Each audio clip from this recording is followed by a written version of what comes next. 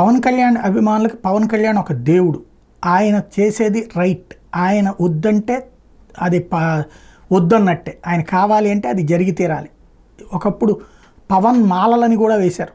అంతటి పిచ్చ, అంతటి అభిమానం ఉంటుంది. వాళ్ళు ఇప్పుడు పవన్ కళ్యాణ్ శక్తి ఏంటి అన్నటువంటిది ప్రొజెక్ట్ చేస్తున్నారు. ఏం తొక్కావయ్యా స్వామి, నీ దెబ్బకి సిరెడ్డి సారీ చెప్పింది, వర్మగాడు పారిపోయాడు, గుడివాడోడు గప్చిప్పుకున్నాడు, బందరోడు ఇంటికే బందీగా ఉన్నాడు, కొబ్బరి చెప్పలోడు కనబడ్డం మానేశాడు, పోసానోడు ఫోన్ వాడటమే మర్చిపోయాడంట, అసలైనోడు అన్నీ మూసుకు కూర్చున్నాడు, బన్నీగాడు బీహార్ దాకా పోయాడు. ఇది వాళ్ళు రైట్ చేస్తున్నటువంటి పాయింట్. అంటే ఇక్కడ దీంట్లో పవన్ కళ్యాణ్ దెబ్బకే వీళ్ళందరూ బెత్తరపోయారు అన్నటువంటిది.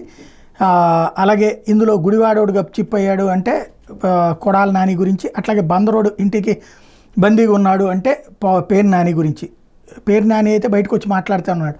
కొబ్బరి చెప్పలోడు కనబడ్డం మానేశాడు అంటే ఎవరు, ఈయన గురించి అనుకుంటా, వెల్లంపల్లి గురించి అంట. ఆయన అయితే కనబడతానే ఉన్నాడు రోజు జగన్ దగ్గర. పోసానోడు ఫోన్ వాడడమే మర్చిపోయాడు. శ్రీరెడ్డి పోసాన్ అంటే ఓకే, వర్మ పారిపోయాడంటే ఆయన ఏం మాట్లాడుతున్నాడు కనబడుతుంది. అసలైనోడు అన్నీ మూసుకు కూర్చున్నాడు అంటే జగన్మోహన్ రెడ్డి భయపడి ఇంట్లో కూర్చున్నాడని.